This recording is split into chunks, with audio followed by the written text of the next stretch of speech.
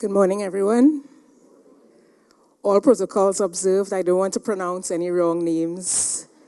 And I have a hard name too, so I just want to say thank you very much for inviting me to speak at this occasion with all these esteemed speakers, distinguished guests, and of course, to celebrate our administrative professionals today. Give yourselves a hand again. I know that would be the theme throughout. I wanted to share my story. Can I share my story today? And just thinking about the theme, unlocking your potential, I really want to say that telling your story and how you tell your story, because there's power in your story, helps you, and it also helps the other person that you tell. And unlocking your potential really is about, one of the things it's really about is knowing who you are. Who are you? And I found my answer to that question in a naughty corner, literally. I was on assignment in Uganda. And my assignment was to go to a village and do some training with a group of women for a village and savings committee meeting. The women meet every month to decide how the cash is spent. And I just arrived in Uganda from Trinidad, literally running from here, which is another story I would tell at a different forum. And I am with the mindset that I am going to train these women, and I dress in my suit, and I have all these gadgets, you know, the laptop and the PowerPoint and all the fancy gadgets. And the driver comes and he says, "Madam Akosua, we are going to the village. It is not very far." So we get into the car, no AC, and we're driving. 2 hours pass. I said, "But where's this place?" "It is not very far, madam." 3 hours pass. I'm sweating. I'm hot. And David says, "Madam Akosua, it is close by." 5 hours. Uganda, huge. 6 hours and 13 minutes later, we pull into the clearing, you could see, and the women are there waiting. And I get out of the car, hot and sweaty, and I pull out all the gadgets. And one of the ladies came up and she said, "What is this? What is all of this?" I said, "Well, it's the computer and the projector. But, madam, there is no power here." "What do you mean there is no power? When is it coming back?" "There is no power here." "So what am I supposed to do?" "Madam, you better get creative." So I had to get creative on the spot. And the president of the VNS, she came up to me and she said, "Madam, who are you?" "I am Akosua. I'm here to do the training." And I rattle off, you know, I'm an accountant and da. "Who are you?" "I am Akosua. I'm the trainer." "Madam, who are you?"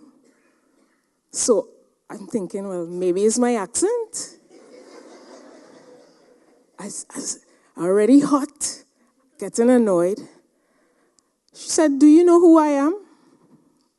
I said, "Yes, you are the president of the VNS." "No, my daughter, not for one moment do you ever think that you are your job, your position, or your title. You people have this thing where you come here and say, 'I am so-and-so.' That is not you. You go over there, and when you know who you are, you come back and tell me. We will not start until you know who you are." All I could say was, okay. So I'm in the naughty corner for an hour and a half thinking, who am I? And all I could come up with is my name and where I work and all the qualifications that I have. And literally, I started sobbing. I was, the ugly cry.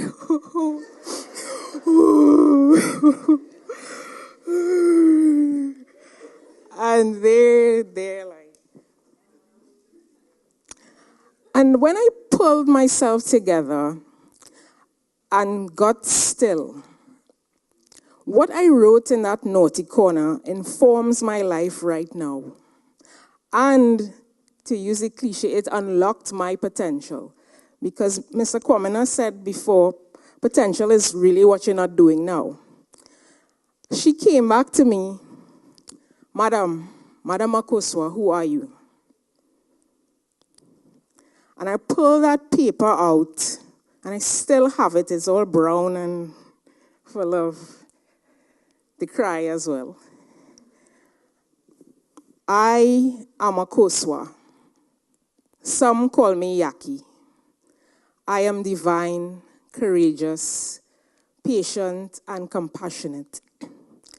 I am a child of the source of all things, overflowing and abundant with every single thing that I have while I'm here in this form.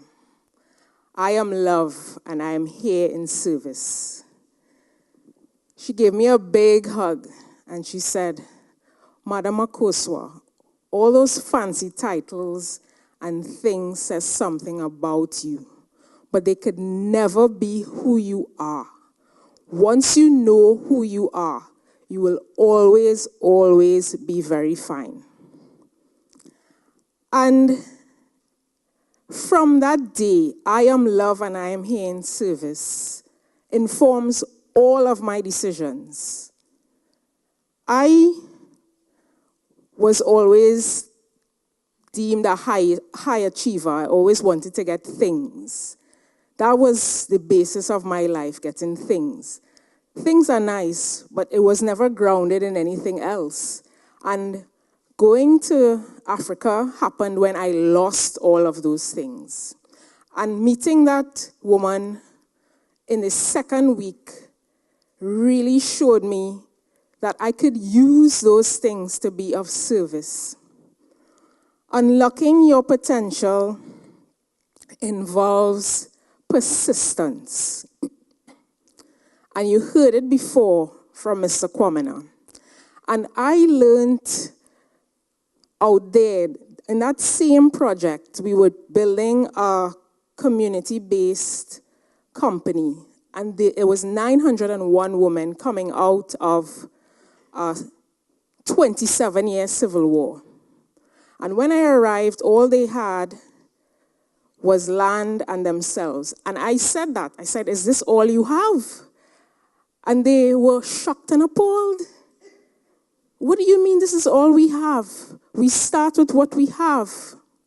And we are going to build the #1 company in East Africa. And saying that sounds easy for us because we women in Trinidad and Tobago could do things like own a business, have a mortgage, own land. That is not their reality.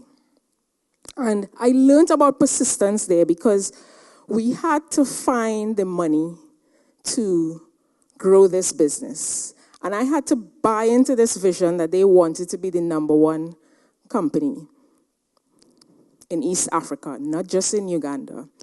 We went to 46 banks. Unlocking your potential takes persistence and risks. We went to 46 banks. Each bank said no.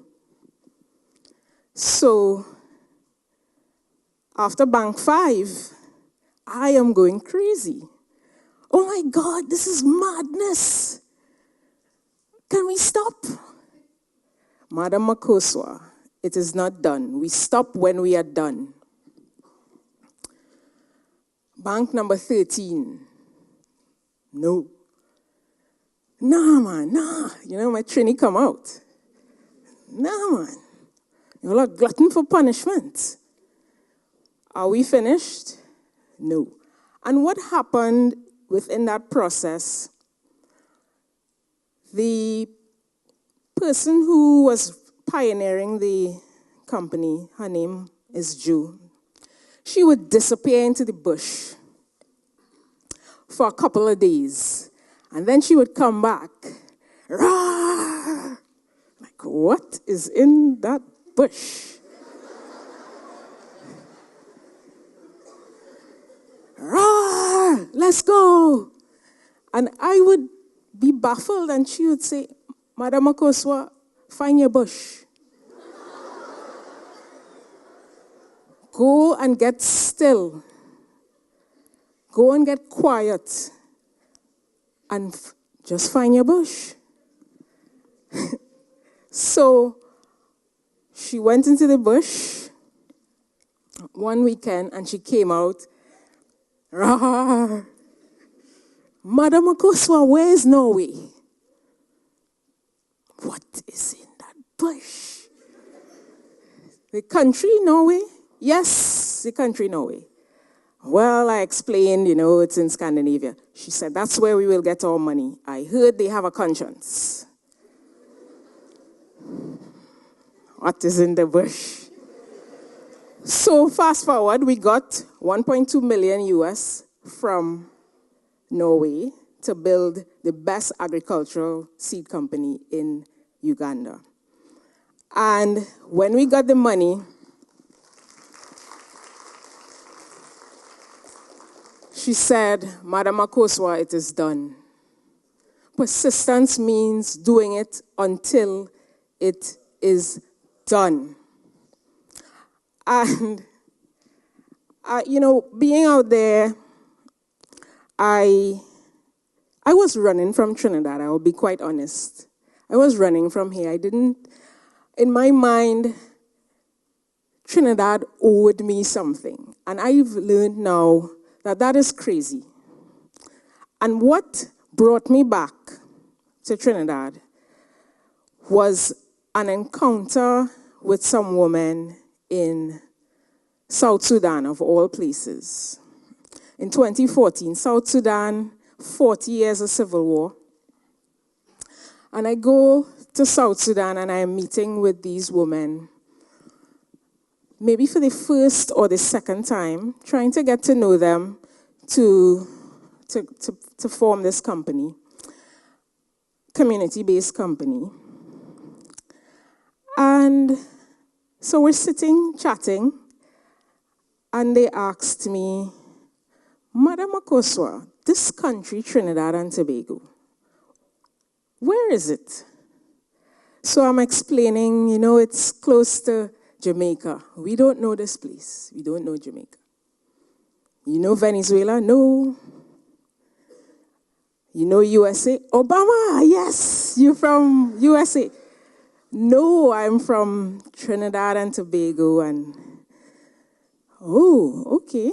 So how did you navigate through the war to get here? What war? We don't have a war.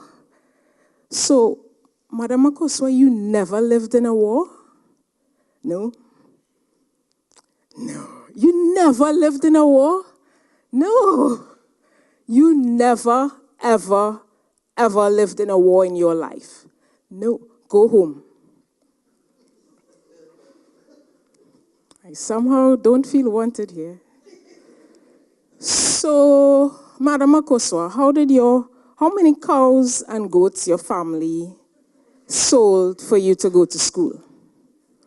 What? My family didn't have to sell a thing. You went to school for free? Yes. Go home. So you went to school for free, Madam Akosua. So you went back to your village after and did what? Nothing.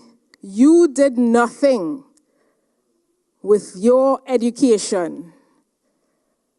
Madam Akosua, go home.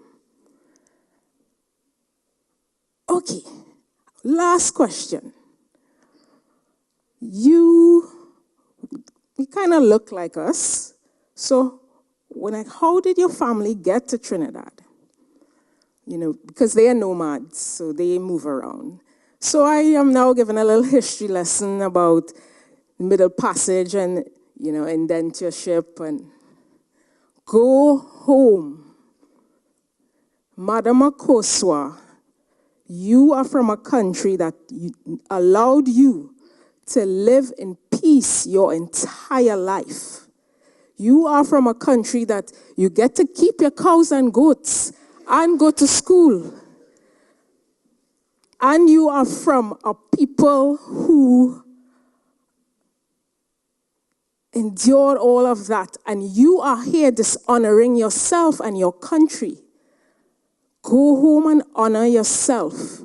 Go home and honor your country and make sure that your children can say that they have lived in peace for their entire life.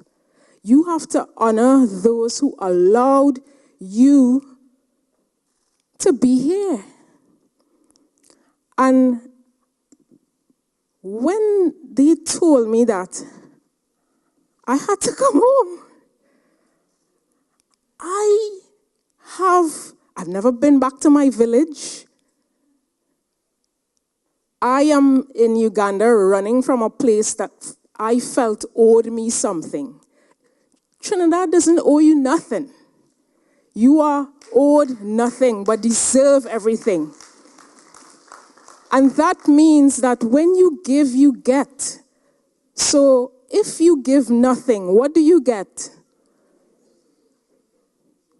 Trinidad and Tobago has allowed us to live a life of peace, to be educated for free for most of us.